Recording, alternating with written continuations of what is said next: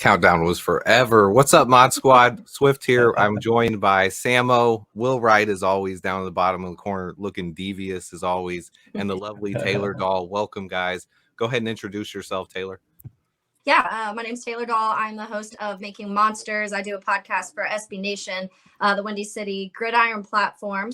Kind of more into the getting to know the players type of thing. So if you've listened to Making Monsters at all, it's more of me talking to brothers and dads and high school coaches and college coaches, just trying to get to, a little bit more how they got to the NFL in general. We'll break down their games, and I choose the players based off how they play too. So usually it's someone that's performed well recently, and I kind of go off that. And then off season's a little different because they're not playing. So off season, right now I'm just starting my free agency series. It'll drop on Friday. And so I'll take a kind of look at all the guys they signed in free agency, talk to guys that have covered them, maybe some coaches mixed in there too.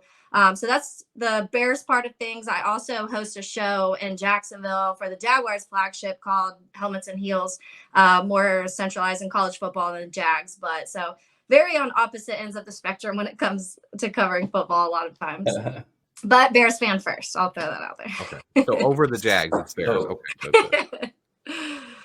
Will, go ahead and say hi to everybody. I know you always want to. No, I just want to say hello to everybody. Hope everybody had a great day today.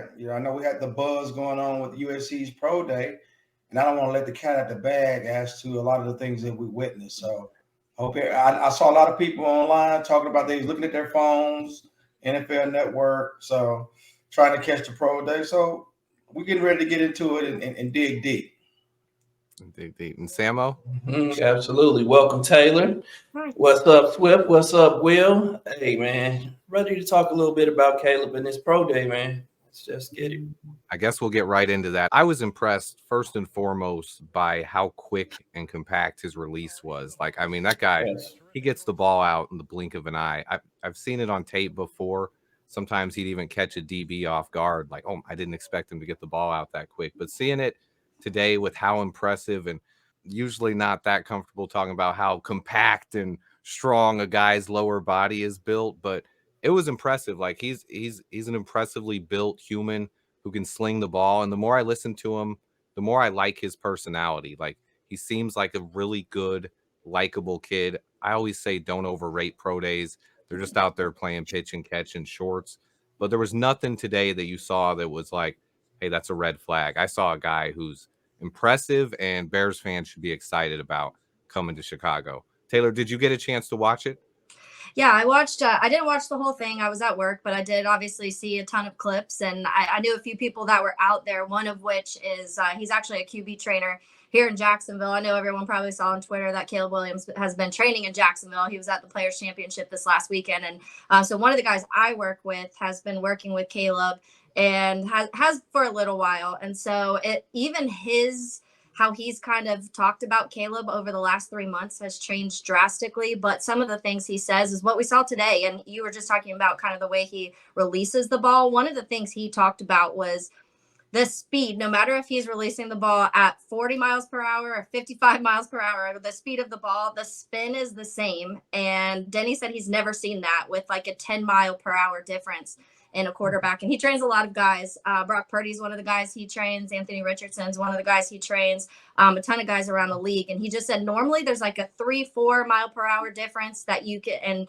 that's the usually the biggest that you'll, before you start seeing a difference in the way the ball is coming out of their hand and the way the spin is coming.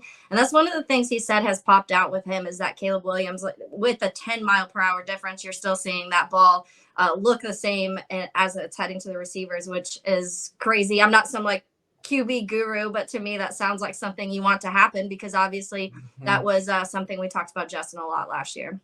Consistency is always important. So hearing that, that's not something I've ever studied before, is the miles per hour difference in the angle of the release of a quarterback. But hearing that from a guy who studied quarterbacks for a long time, and that's something he has studied, hearing that and how consistent it is, that's something that I would be hyped about. That's something that, because consistency is always huge with a quarterback, and you want them to be themselves. And that was one of the hardest things with Justin Fields, was when we're constantly changing his mechanics and making him change what he's comfortable with.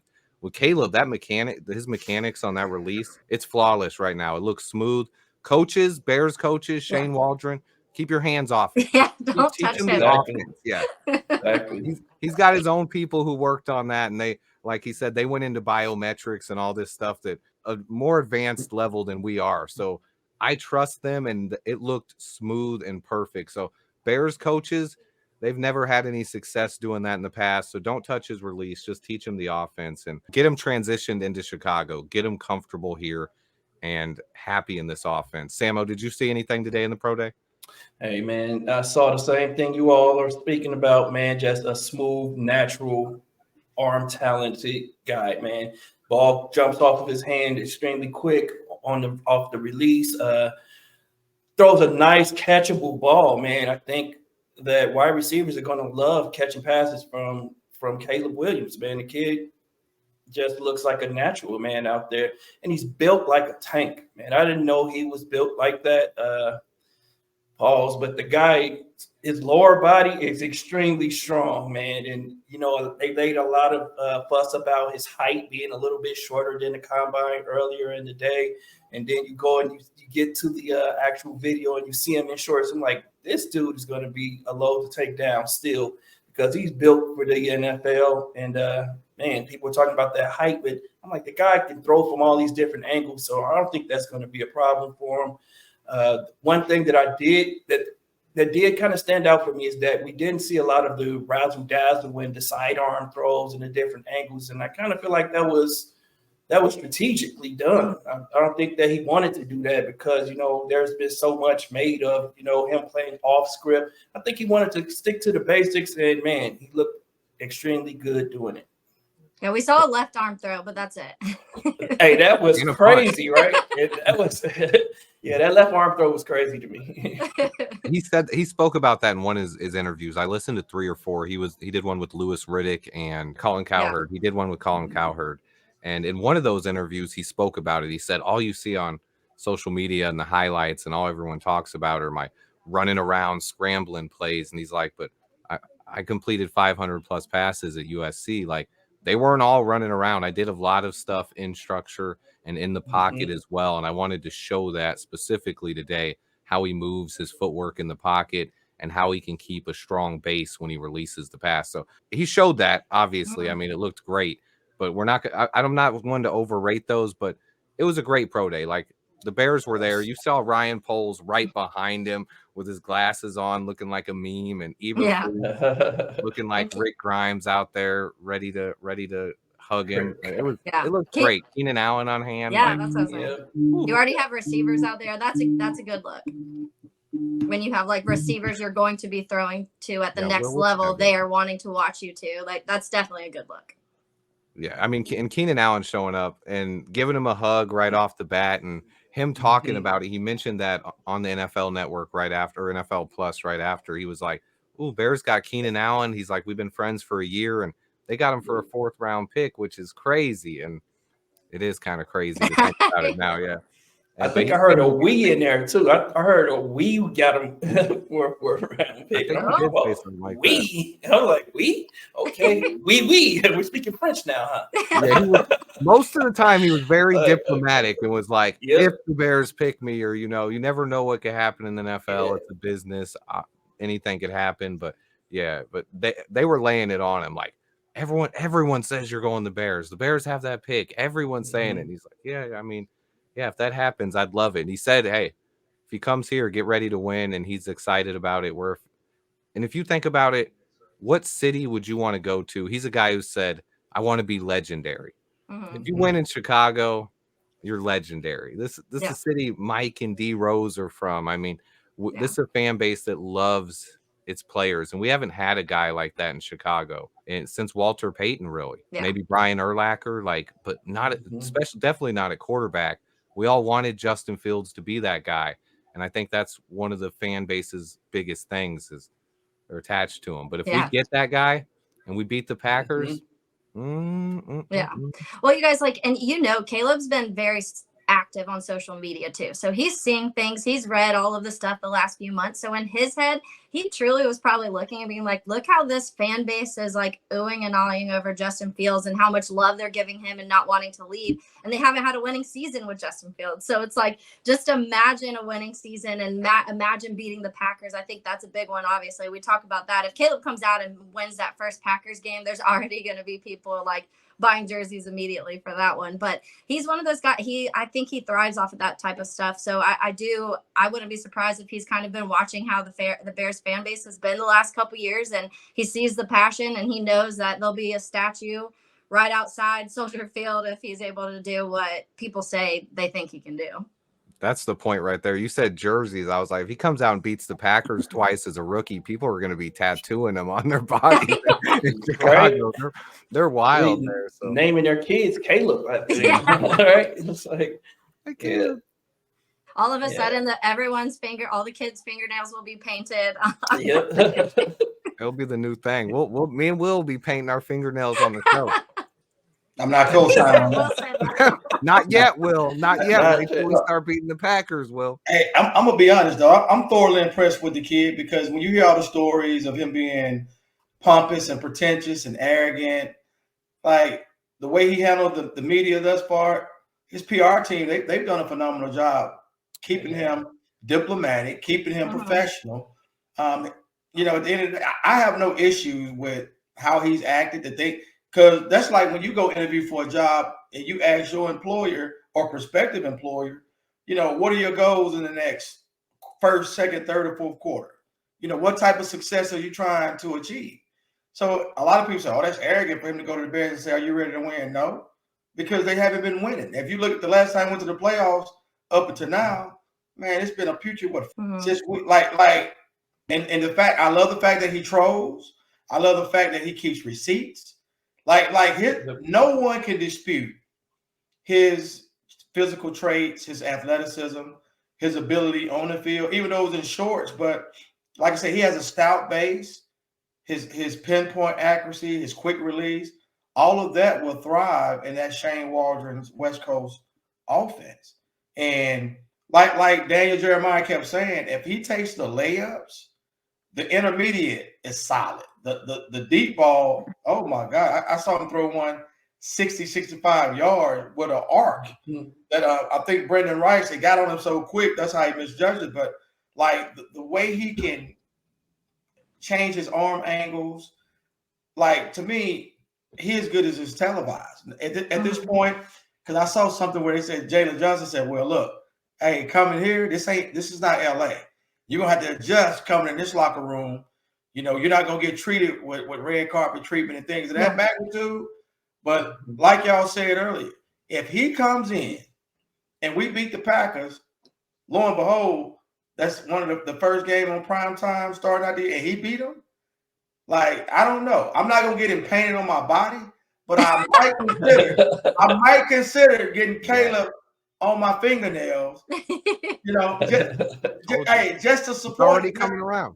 Like, look, I might support that now, but I'm not buying no jerseys. Like I told you, I'm done getting jerseys because I got like 6 Justin Fields jerseys, and I'm like, now it's like now it's just like I got that hanging in my closet with Cutler and Trubisky, like Rex Grossman. I think the only one I didn't get was Mike Glennon, because I knew he was going to be a short tenure out of his 4 Good choice, Will. Good choice. Yeah, nobody better got a Mike Glennon real quick. But at the end of the day, like, did he say he had a Nick Foles? I think we are a fan base right now, like us, that are rational and logical, because I still see people on Twitter trying to gaslight and keep the drama going. Like, oh, y'all was over there with Fields, so now you're no longer a Bears fan. Go to Pittsburgh, and I'm like, at this point, those kids are 12. Will, don't worry about it. Yeah. Well, hey, that's not true, because some of them, you and I both know, are much older than 12. They're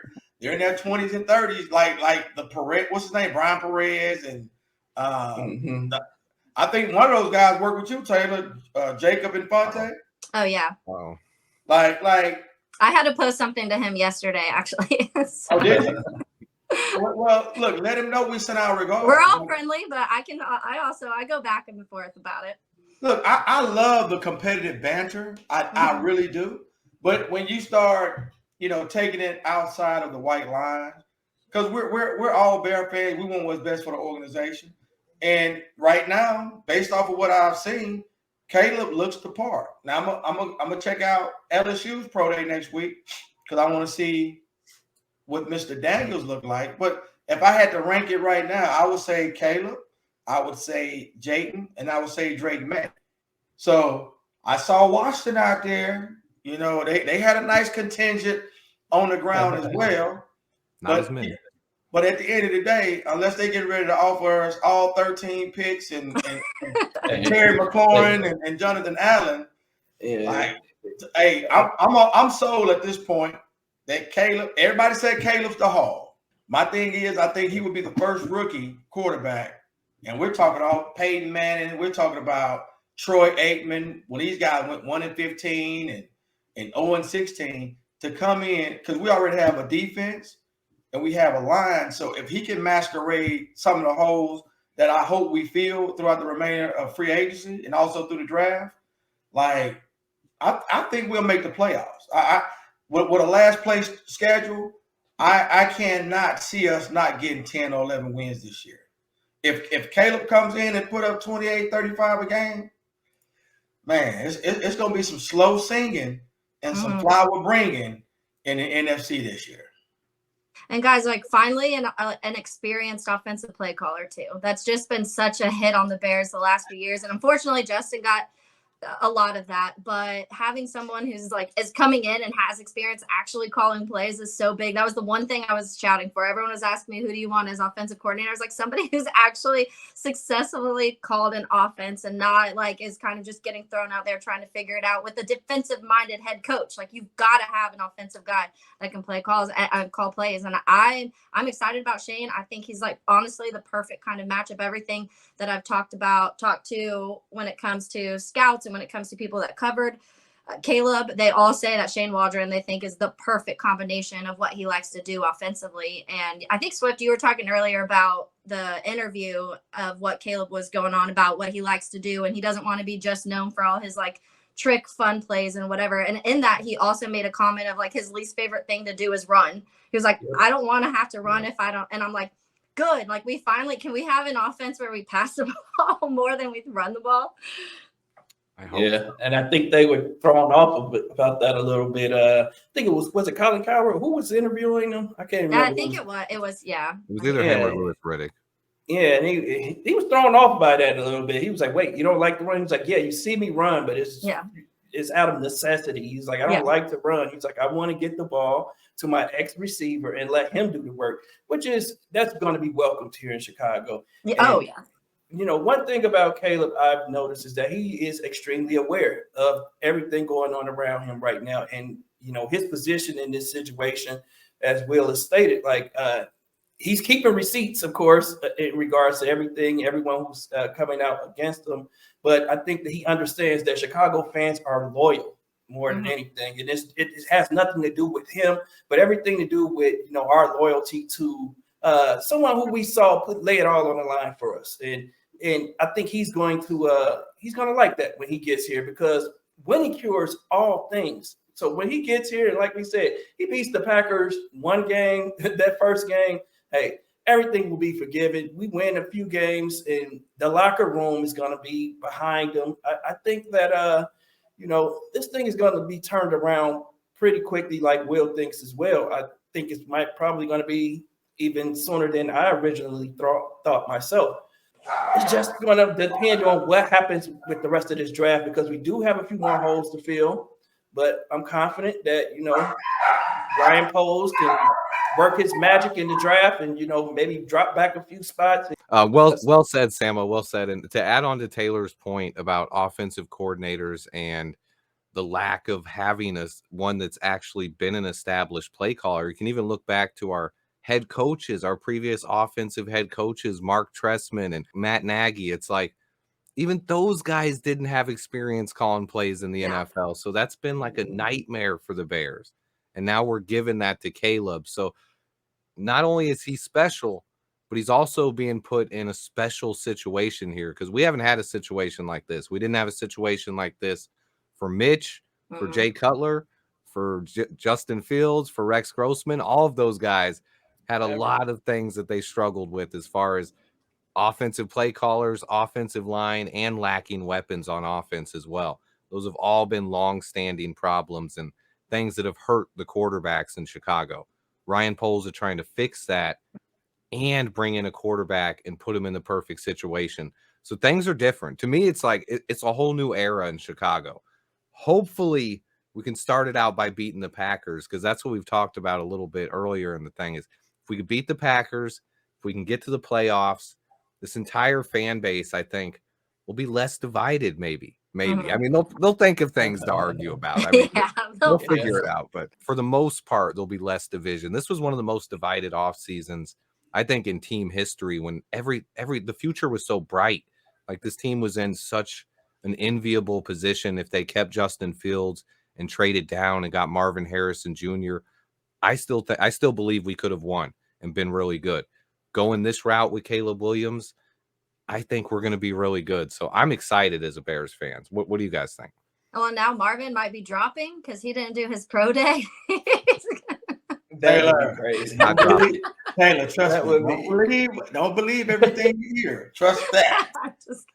I personally like Odunze. He's like my dude anyways, if they go that route at 9. But I think getting Keenan Allen kind of changes that a little bit, and they might want to address edge at that now. So I keep going back and forth on that one. But I love the fact that we got Keenan Allen, but as of right now, until I see an extension, he's only here for 1 year.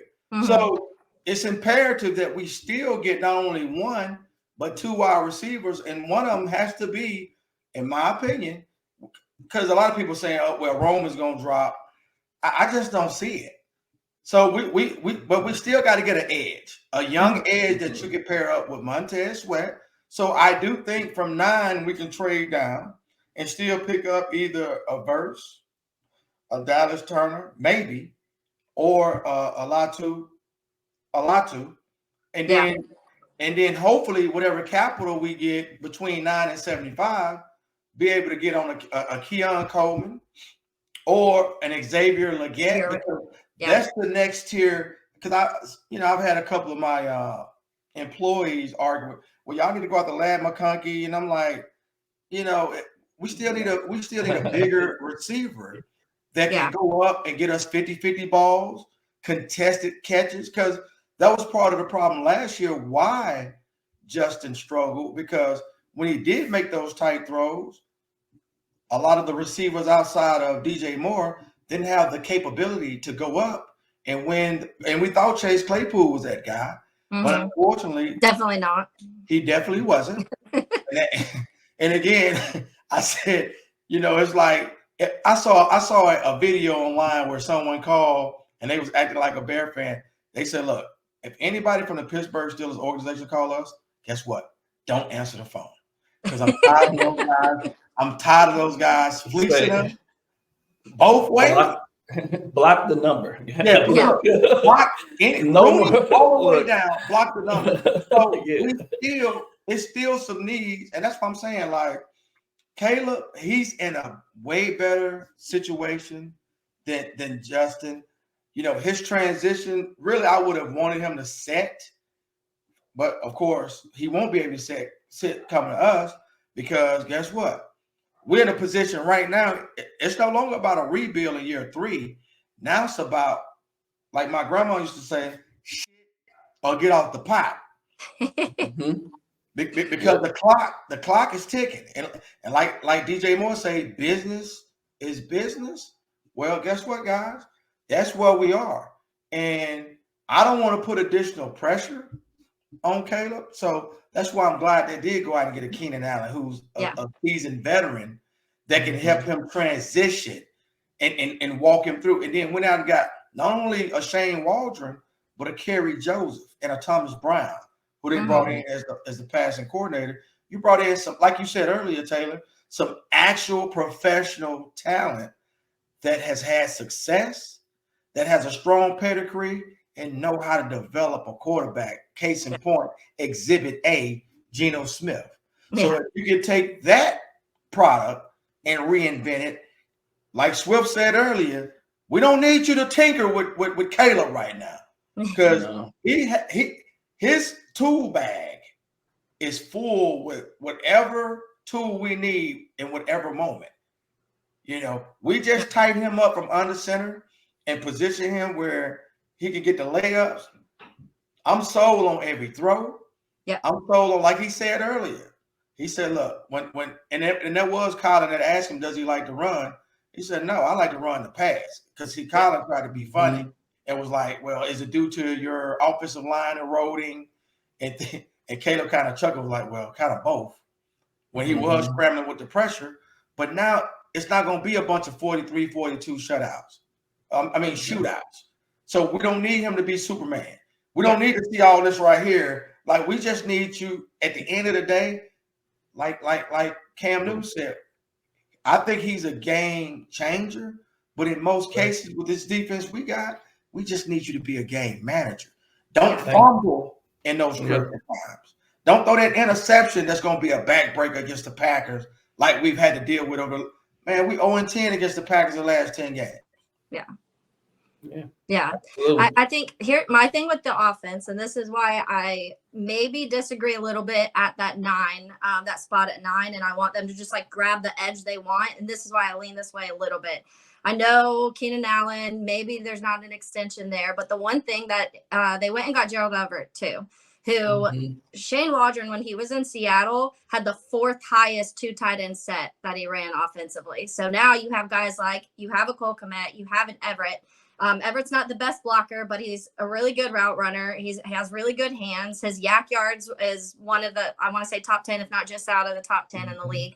And we've seen what Cole Kmet's been progressively being able to do, and he just got a contract, and you're confident in that. So you have those 2 guys in addition to DJ Moore, in addition to Keenan Allen, in addition to a run game that has been able to be pretty successful. You're losing Justin in that run part, but you're still having, you added Swift, who I like. I know a lot of people kind of complained about that one. I'm down for that as long as he can stay healthy. That's a big thing, obviously. But I just think offensively, they're pretty set. And especially with this wide receiver group in the draft, I think they could still get somebody in the 3rd, 4th round that maybe is not like a day 1 starter, but somebody that after this year, if they don't keep Keenan, he has a year under his belt and is able to develop a little bit. I just think we're going to see such a different style offense with Waldron than what we're used to. And a part of that is I think we'll see 2 tight ends out there a lot. Yeah, I think this is a perfect. And not Robert Tonyan, who can't catch not remember him. Man, look, Bob Tonyan can't catch a cold buck naked in the North Pole. So it was real, right? Bob. And we know you're a local product, but guess what? You blew your opportunity. You blew that chance. And while we're at it, we want to give a shout out to Deontay Foreman, who just got a contract in Cleveland. Hey, it was real, Deontay, but at the end of the day, guess what? We wish you well in the great city of Cleveland. Right. Near the other lakes. You guys are absolutely right, though. The stars have definitely aligned for Caleb Williams, man. I think for him to just hit the ground running, we got a great coaching staff. We have added some really good dynamic playmakers on the offense for him. And, man, it just seems like everything should be rolling from day one, because he's such a dynamic guy himself.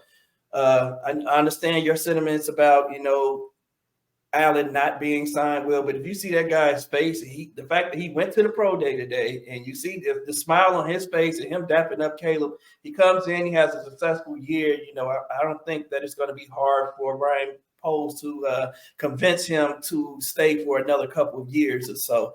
If we can get as long as, that connection is already there, the relationship is already being built. So that's the good thing that makes me feel optimistic about him staying a little bit longer.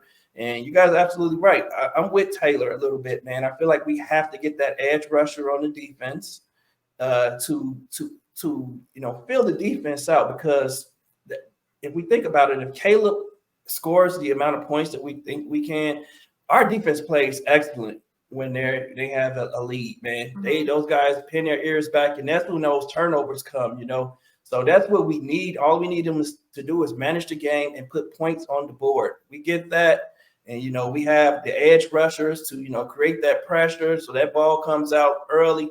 Our secondary is going to eat, and, it's going to lead to a lot of more opportunities for Caleb to put more points on the board. So really excited about this year, man, and what Brian Post is able to do with this draft. But hey, it's coming quick, and we got 36 days, and we'll know how this team's going to fill out. I agree with most of that, except I think at 9 we have to trade down. I think unless Romo Dunze is on the board, I could be talked into him because I love him. But I think we have to trade down. Only 2 other picks would be after that, and this is such a deep wide receiver class. We can still get an edge rusher somewhere between 12 and I'd say even as far back. If you want to trade back to in the 20s with the Eagles, pick up a second rounder, you can still end up getting a Chop Robinson or a Darius Robinson or a Liatu Latu. Verse and Turner will probably be gone, but there's at least 5 or 6 edges in this class that if we're taking Caleb at 1, we got to trade down from 9. We need that extra draft capital. In my opinion. Agree with that. I definitely agree with that. I just meant like that second pick should be an edge rusher. And I can see a scenario as well where that 2025 Carolina second, might come into play in this 2024 draft as far as collateral for us to, at a minimum, pick up. I'd rather trade our second, keep the Carolina one. Yeah. Hey, I don't know. Carolina said they've gotten better now, so don't sleep on Carolina now. Don't sleep on them boys. No. They said they've gotten better. I'm sleeping. I'm sleeping with you. I'm sleeping in on that one. You're taking them over us next year? Nah, no chance. But look, I'm gonna say this though. Like at this point, okay, we're all sold on the direction we need to go. So look, don't set us up for an emotional letdown, Ryan. That's all I got to say. Yeah. Look. I know Washington's gonna offer a boatload for Caleb, but at the end of the day, look, you got to stand your ground now, baby. We got to go Caleb now. At the end of the day, Jaden would be a good prospect as well. But look, we on the Caleb hype train. You see how quickly we transition, no matter how emotionally it affected us. Will's a new man in a 24-hour time period here.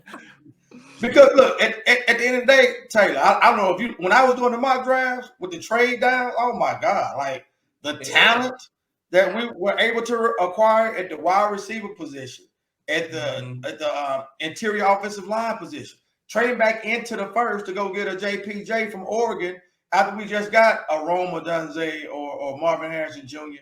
and a Jared Verse at number 9. Like it was so much flexibility, but now we can't control the draft board like that anymore. So now we got to be a little bit more pragmatic and a little bit more, detail on how we move. And I want Rome as well. But realistically, I know we got to get pressure on the quarterback. And right now, the only person that can consistently do that from the edge position is Montez Sweat. Nothing against DeMarcus Walker. But at the end of the day, after that, who do we have at the edge position that can apply that consistent pressure and also, set the edge on the run? Like Dominique Robinson? Like, let's be honest. No, not at all. Well, and that's what the thing that I shouted all last year, which kind of, I wasn't big on signing Yannick anyways, but DeMarcus Walker, when he was in Tennessee, all 7 of his sacks came from the inside. So I was so confused as to why they didn't slide him inside more. And you did start to see it a little more later in the season. They would kind of their defensive line. You could tell Eberflus was just kind of mixing them all up because they were all over the place once Jan went out. But when DeMarcus Walker, when they slid in, they weren't getting the sacks because there was nobody else on the other side, but they were getting a ton more pressures, and that's something we noticed. So I would just like another edge so that they can slide DeMarcus on the inside and he can get some pass rush in there. And then guess what? Well, he signed for another year after this year. So, but somebody like Justin Jones said, "Thank you, Mr. Sweat, because you got me that bad." Yep, you definitely did. Think about it. Before Sweat got there, I think Justin might have had 1 sack. Oh, it was bad. It was one. It was just one. He was like a feather. He couldn't even touch the quarterback. Sweat get there. This is all we saw right here every time. Yep. And now you look up. Hey, the Sweat effect. He was a force multiplier. And Justin Jones said, "Look, I already know I outpriced myself, so I'm gonna go on over here to Arizona and get this bag. Yeah, he needs to buy that man a watch or something, right? What? Send him a gift. Look, from land for some real estate. What? Something. Yeah. But Taylor's absolutely right, man. The defensive line, that did puzzle me a lot about the position that they played DeMarcus Walker at a little bit, man, because she's right. He had all the sacks on the interior, and every time they moved him in the interior, you can see him immediately get pressure every time. So it'll be interesting if we can get another edge rusher and give him some more opportunities on the inside.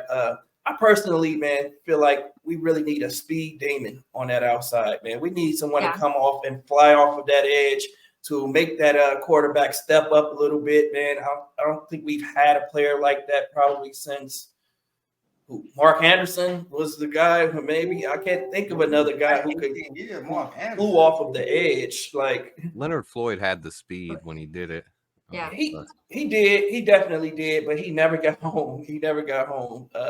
But here, never got home here exactly. But then he goes out west. He goes to LA and figures everything out next to another.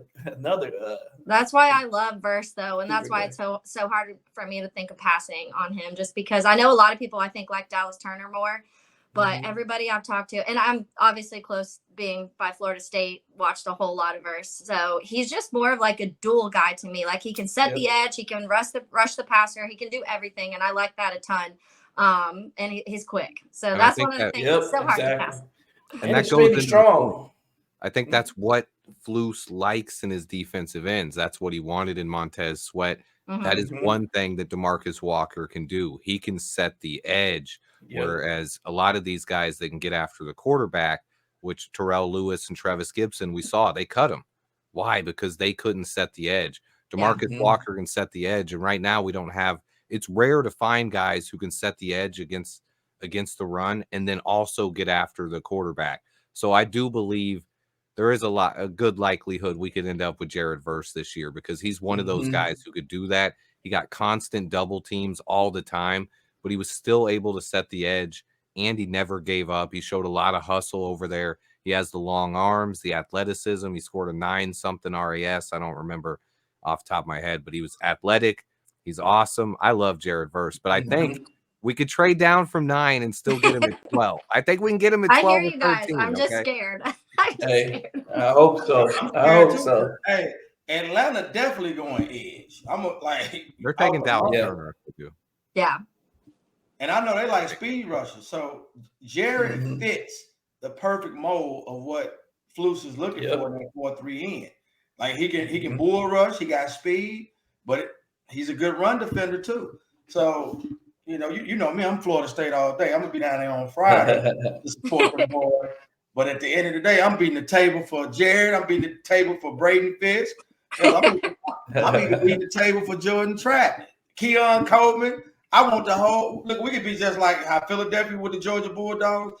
I want to be the Chicago Seminoles, baby. Let's go. Let's go. Not mad at it. I wouldn't be mad at that at all. Look, and Jaheim Bell. Come on now. We still need one more tight end. Stop playing. Let's go. Let's get it. Will and his Florida State. He can talk about them all day, but Caleb Williams was impressive today. I loved what I saw. I think everyone else here did as well. And we're all excited about the direction of this Bears franchise. Sammo, did you have any other questions for Taylor? Just what can we expect in your upcoming series? I know you mentioned you got a free agent series coming up. Who you got coming up?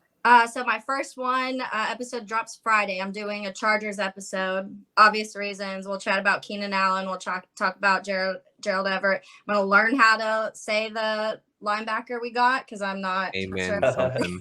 Amen. Just say amen, Taylor. Come on, amen. Amen. I'll figure it out and I'll let you guys know.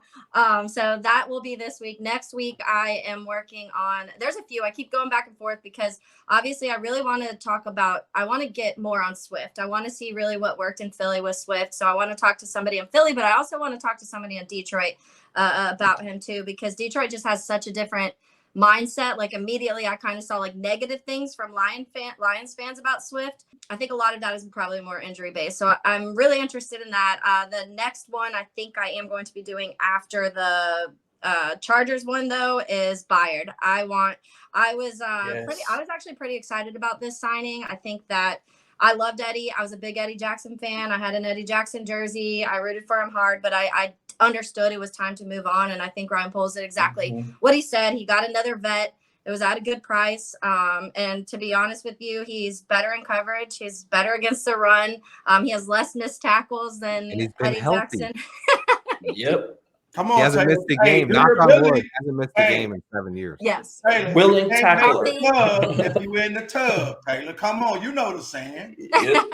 Yep. Yeah, way more healthy. So I'm going to talk to some Titans guy. I actually already have that one booked too. He's going to be at the coaches meetings though in Orlando next week. So we're trying to figure out that one, but I think that will still be episode 2. And then I'm thinking of kind of doing like one episode of the offensive linemen that we had and kind of get all of them in one and just go from there. So we'll hopefully touch on all of them, if not most of them in the free agency. And that'll get us through the next few weeks. And then we'll be pretty much into draft, which I'll probably do. Last year I did a series, which it's, I guess, the same thing. I put like the 9th pick. What are the Bears going to do with that pick? So I'll probably go that route again, and then like a beyond the 9th pick, and I'll talk to a bunch of draft people and stuff like that at what they think the Bears can do with their limited picks later, and what they think that positional value is, because I think a lot of us probably had shifted to what we came into the offseason being like, hey, here's our top 5 of what we want. After free agency, that's probably shifted for some people of how important certain things are. So we'll get into that, but this next month is really fun. I love this time of year just because it's like I'm learning a ton, number one, but I'm also just learning about all these players that maybe the Bears will get. But then if not, when you see them on other teams later, I'm like, oh, I talked about that kid and I had a feeling he was going to be good. Like last year I did, I want to say, I think I did 12 podcasts and 3 of the 12 we ended up drafting. And I was like, okay, look at this. Sadly, this has been one of the most exciting times of the year for Bears fans for the probably past 10 years, because it's the only time we have to be really optimistic about the team after. Usually we don't have first round picks though, so it's not as exciting. True too. That's true. 2 in the top 10. We went like 3 years without a first round pick. Crazy. Those years are sad. I'm only looking at second round prospects. And Taylor, that's the thing that makes me feel optimistic, because with Ryan Pace, man, look, the balance sheet was all screwed up. So when Poles come in and he fit, like when you run a business and you're looking at like people like, oh, I'm a millionaire, but they never tell you they got 1.5 in expenses. So technically, you negative 500 are your net equity or net worth. So when you look at us as an organization and you look at in Poles' second year, we're still paying Danny Trevathan and Tariq Coleman and Akeem Hicks, and they've been off the team for 2 years. Like that's dead money where I could just sit at the crib and go coach in my high school and get paid. Like, how is that benefiting us as an organization to grow and build something sustainable so year in and year out we're relevant? Like, once you understand business from the macro level, and you see like, and that's another reason why I was saying let's go for the whole, because when you can get that much premium talent, if they're in the first round, we can control them up to 5 years. If they second round or below, we can control them up to 4 years. And it's on rookie draft deals. That's how you build this and grow your organization. Because if I got a vet that's at a high premium position that comes and say, well, look, like Keenan Allen told the Chargers, man, look, I ain't taking no discount. Like, this is my best year. I'm out. Well, now you got options. If you can't reach them with your deal, and you drafted 2 or 3 wide receivers, 2 drafts that are ingratiated in the offense and developed, well, guess what? If they can't meet your number, then look, your services were great while you was here, but I got Leggett, I got Adunze, I got Marvin Harrison right there, just ready to step up and handle business. So that's the only reason I was advocating for the Hall. But guess what? If Caleb is the Hall, and he can be that force multiplier like Montez Sweat was, then guess what? You would never hear Will Wright say nothing about trading trading a valuable commodity or asset like a Caleb Williams ever again. Like, I haven't seen Caleb play at the next level. Mm-hmm. You know, I saw all these guys in the past that came, man, in college, they look great.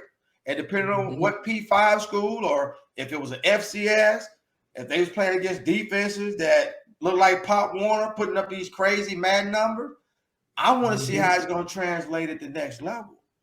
And when we see these guys flop, when they was projected to be not necessarily generational, but projected to be good at a high level, and then they don't do that, then it's like it's a crapshoot. So now I'm at a point where I'm gonna be optimistic, and I'm gonna say Caleb is going to fulfill that generational label, and he's gonna be the best quarterback. I say the same thing about Justin. I said the same thing about Mitch, even though even then I wanted Deshaun Watson and or Patrick Mahomes, because I saw Patrick Mahomes in Texas with Texas Tech. But now it's like, okay, now we on the Caleb, and we're talking about, think about this now, over realistically a 7-year period, 2017 up until now. We went from Mitch to Justin to now Caleb. Yeah. We're gonna make a proclamation that Caleb will be the first one to see his second contract. Well, hopefully look, Will, this is why I have been super team through this whole thing. I've been very vocal. I love Justin Fields. I was very pro keep Justin Fields, but I wasn't one of the ones that was like, I'm going to jump off a building if we get rid of Justin Fields. I understood where the Bears were coming from when it came to that. And I've been from the start I trust Ryan Poles, and that's where I stand with this. And for reasons you just mentioned, when it comes to what he's been able to do with the dead cap, when it comes to the talent he's been able to get, when it comes to TJ Edwards, when it comes to Tremaine Edmonds, the Montez Sweat trade, contracts that he's locked guys in that you've loved with Cole Kmet and now Jalen Johnson. He's found ways. There's a couple mistakes in there. We could talk about Bayless. We can talk about Chase Claypool, but there's a long list of guys now that he's hit on in the draft. He was part of the organization that drafted Patrick Mahomes and built this Kansas City dynasty right now. And now it's kind of fallen apart a little bit just because Patrick Mahomes can win with whatever. So they haven't had to like keep all of that core together. But he was part of that built this. And so that's why I've just been so like, I think that Ryan Poles has the knowledge of the value and the positional value and where you should take them in the draft and when it's worth it to kind of make that plunge. And even with a couple mistakes, aside from that, you're looking at a team that is within 2 years, a completely different and better roster than it was 2 years ago. 2 years ago in 2022, they were talking about how the Bears had one of the bottom tier rosters in the league. And in 1 year, last year it looked a little better. There was pieces. They added DJ Moore and they added Darnell Wright. People kind of complained about the right thing. It looks like it was the right way to go. But then now, look at this roster now, honestly. When you look at the defensive backs, when you look at the linebacker group, we want to talk about an edge. But aside from that, looks like he hit on Javon Dexter. Looks like Andrew Billings can be a guy. Offensive line's being built, and the center, the interior of that has gotten even better, and he has a chance to possibly add on that in the draft if he wanted to. Wide receivers, way better. Tight ends, way better. Quarterback, if he gets Caleb Williams and Caleb is a guy, quarterback's way better. Almost every single position group the last 2 years has gone better. Yeah, and a lot of people, they want to make it always about Justin Fields versus Caleb Williams, but I think a lot of us should have all been on board of trust Ryan Poles.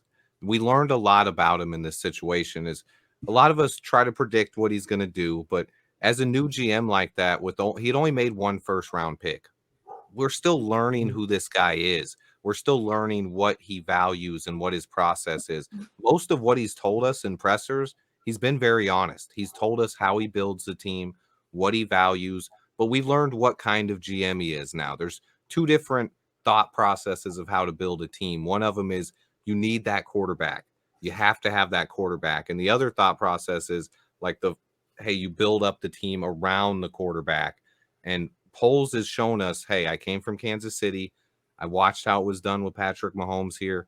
And I've heard the comparisons with Caleb Williams to Patrick Mahomes, and I'm not going to shy away from those. So he's putting all his eggs into this basket. This is what he's going with. But Caleb's going to change things. I think one of the biggest things people don't realize is we could get calls now. Caleb's a passer, not a runner. And I think that's the biggest difference. You said it earlier. I think Sammo did too. He doesn't like to run. Caleb can run. He's very athletic, but he's a thrower. And the NFL views these guys differently. Guys like Justin Fields and Lamar Jackson and Cam Newton, even, they don't get calls in the NFL because even if we view them as quarterbacks, some people view them as guys who are just as hard to take down as running backs. And that's the truth with Justin Fields. He's 6'3", 225, and he runs like a tank, dynamic running back. Yeah. So he didn't get the calls because refs knew, hey, this guy could run anytime. So we're not going to treat him like a Tom Brady when all he's doing is running. And when Caleb gets hit late, I think we're going to get calls. And I think a lot of things are going to go differently here. And I'm just too excited. That's another point. Twitter, I can just picture that already being like the first call we get of a late hit ever. Our whole Twitter is just going to be like, oh, we got a call. We got a call now. Oh, now it counts as a late hit. Oh, now it's a late hit. It wasn't before, but now it is. But if he doesn't, then that's just another. Now, Taylor, you was at that Browns game, right? Yeah. And I was there too. You saw that late hit right before halftime, right? Yes. By Ladarius Smith. It was bad. They didn't call it. No, they didn't call I know. it. So that's what I'm saying. When I'm seeing one thing to see it on TV, but when you're seeing it live and seeing the impact that Justin was taking, like if he gets that call, we go down and get a field goal. Yeah. Instead of a phantom interception. So like Swift stated earlier, now we start getting these calls. Now the entire dynamics change as far as how because like Detroit, we heard what Amon-Ra St. Brown said that Dan Campbell, how he teaches those guys. If they're in between the white lines, bust their ass. If they run out of bounds, if they're still within the field of play, take their kneecaps out, bust their ass. Like, well, and everyone knew Justin wasn't getting the call, so they were 10-0. Yeah, everybody was 10-0. Like I counted 15 late hits last year that were he slid. And Jack Campbell came in. Anzalone came. Both Detroit games, they missed about 5 or 6 late hits. And I'm sitting here like, are you serious? Like Swift said, he is a low, because I was at that game where he ran over Deshaun Elliott that we lost 31-30 when he went left, went right, came back left, and came in and ran over Deshaun Elliott, the safety for the Detroit Lions at the time. So a lot of secondary, they don't want to tackle Justin. But like you said, the linebackers and linemen, man, they was always teeing off. Yeah. And I'm like, bro, I'm watching Brock Purdy get those calls. I'm watching Josh Allen and Patty Mahomes get those calls. Like they flop and they look at, bro, what's up, man? Yeah. Where the flag at? And you Taylor will be doing it too, hopefully. I know.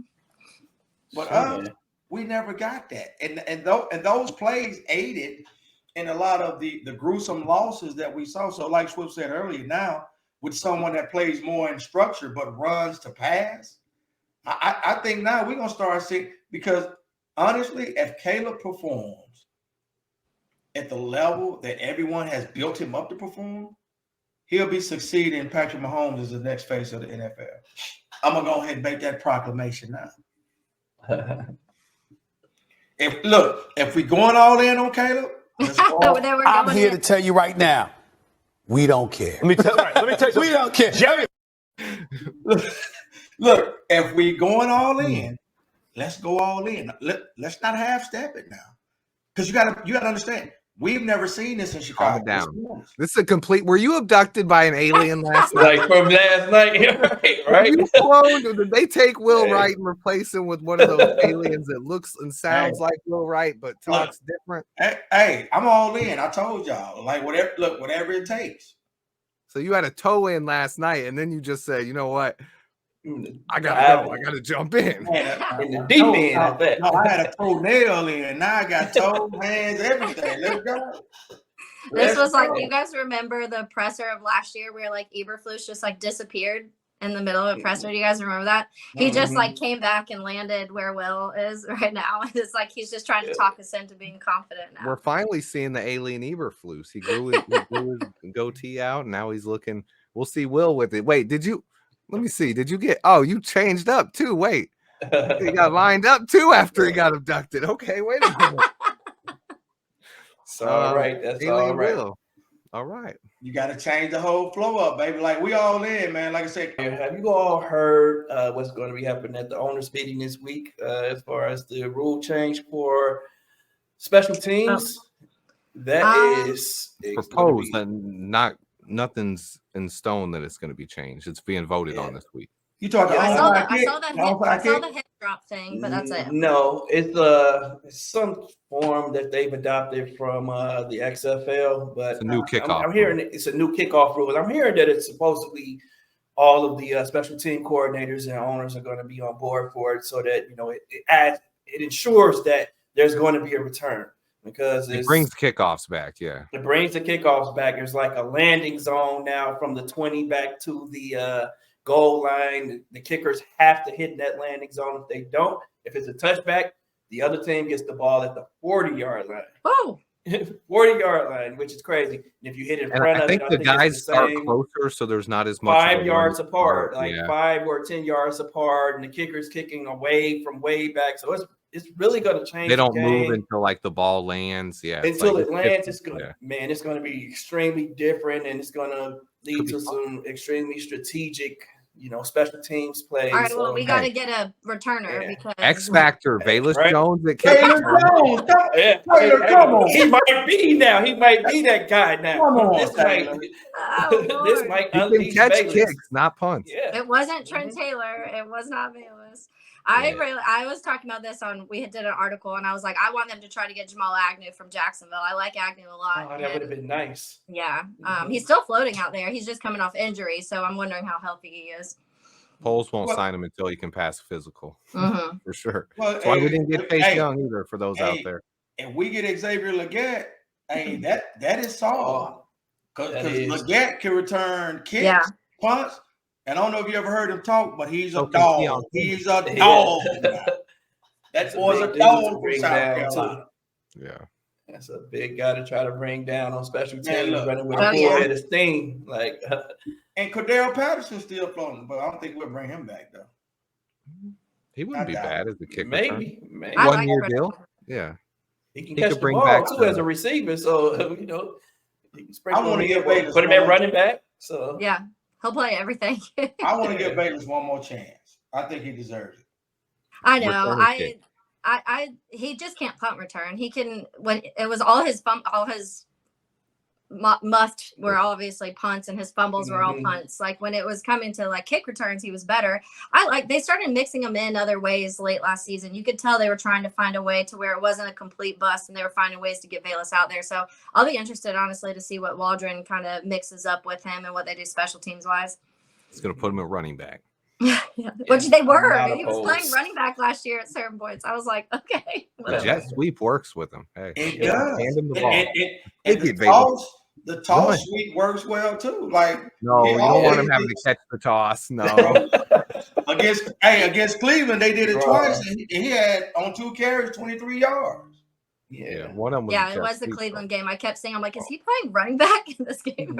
He was the only one that had positive yards rushing. I know. That's what I was thinking about today when the Browns signed Foreman. I was like, I know they weren't signing him off that game because he had like -6 yards. Yeah, he did not have a good game. Carries, -8 yards that game. It was bad. It was terrible. That's that Cleveland front. Hey, we need a defensive line like that. Yeah. Man, they some dogs now. I can't. But our interior offensive line, I don't even want to talk. When I say they got whipped that game, they got whipped. That's why I think we need offensive line maybe more.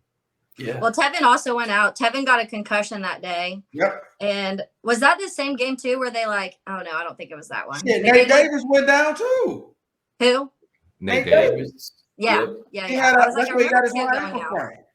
Because I was trying to remember, because there was that one weird game where they randomly pulled Braxton out, and he was like, what are you guys doing? I couldn't remember if it was that game, but it wasn't that one. But I do remember Tevin went down. As soon as Tevin went down, I was like, this is going to be bad. This is not good. Well, I knew it was going to be bad when Tanya dropped that 75-yard touchdown. That's what I knew. Yeah, easy play. Yeah. Oh, my God. In the basket. Like, the biscuit was in the basket, and he dropped it all over the ground. He shouldn't even been allowed to come back to Chicago. He shouldn't even got a game check that week. No. That's what we should. That's why we brought you in. Should have put him on Spirit after that, huh? Spirit Airlines. It's like, hey, you're not sitting on the team flight today. No. Not tonight, buddy. We booked you a flight. Just get to the airport. But I'm gonna be honest. If we win that game, we win Detroit game, Denver game. I think we're having a totally different conversation. Oh, it's way different. It's way different. Because we're ready to play. Probably postseason, and we would have been keeping Justin. I think so. Because think about it. In the fourth quarter of all three of those games, they said, well, the Broncos game, he threw the interception in the fumble. The Cleveland game, another interception because Mooney dropped a Hail Mary. Well, kicked it up in the air.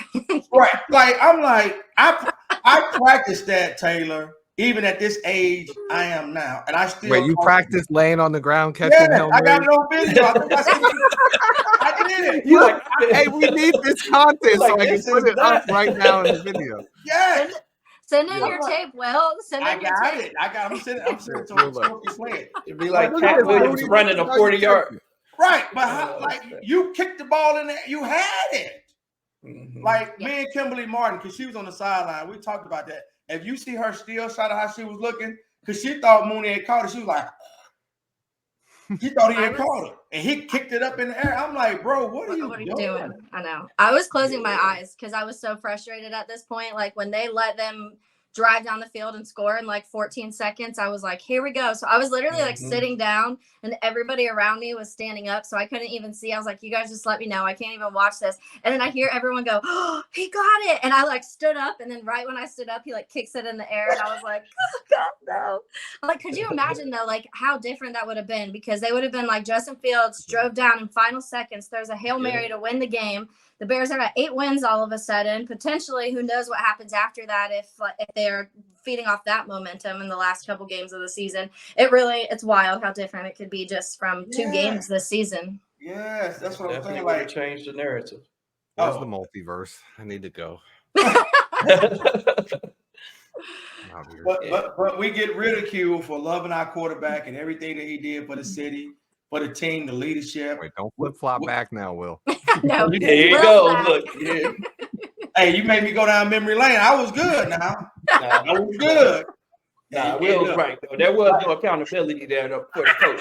And coaching was bad in all 3 of those games. 212 yards. Those games. Coaching lost us 3 games that we should have won.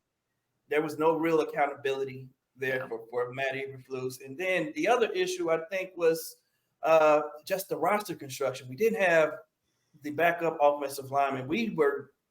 Offensive linemen were dropping like flies. Oh my and God. Then the quality of depth that was coming in was just wasn't good, especially up the middle. And I think that's when Justin is at his worst with pressure coming into space. And, it was just like the perfect storm was happening. Then we didn't have the weapons on the outside, guys dropping routine passes. It's just like they had Justin Jones dropping back in coverage. I was like, exactly. It's just like, come on. So and even Justin Jones said, man, look, I don't know why they had me dropping back, but I'm only doing what I was like, I don't do that. It looked like he was running in slow motion. I was like, okay. That's what I'm saying. It's different seeing it on TV than seeing it live. Yeah. And I'm looking like Njoku is running a shallow route and they dropping Justin Jones. Justin Jones back. What he's looking confused. He looked confused himself. Like, I'm supposed to what? But that play call came in. Can you imagine?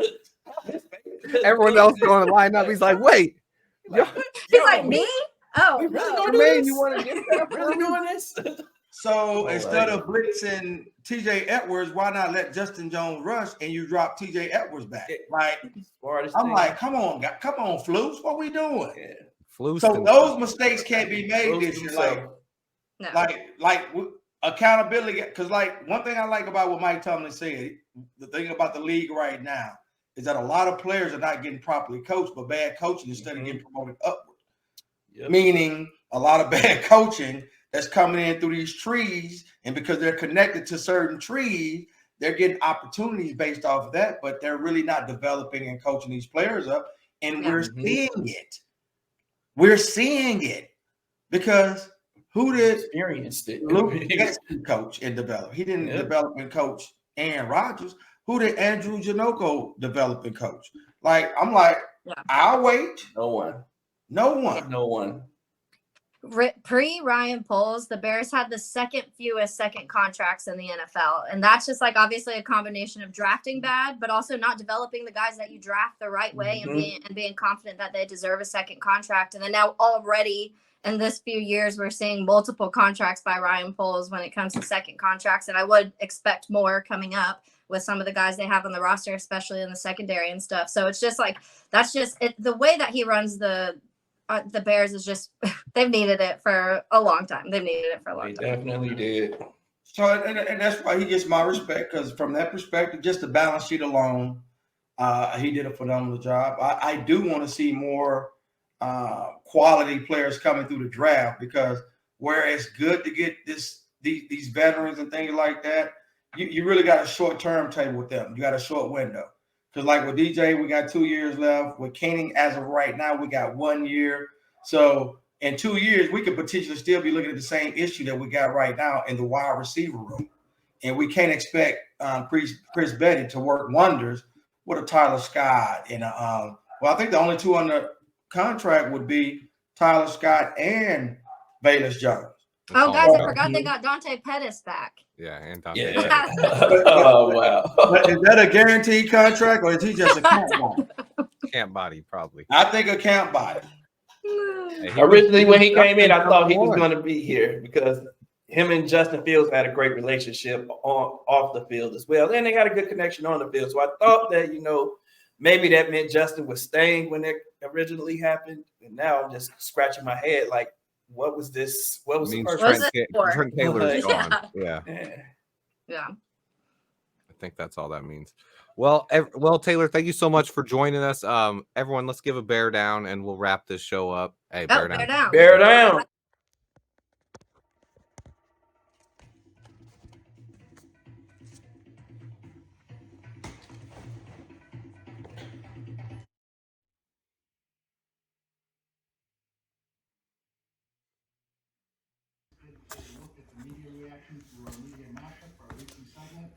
And Dan was at the game, so he gave us first-hand account of what he saw in the disappointing loss in Cleveland. And that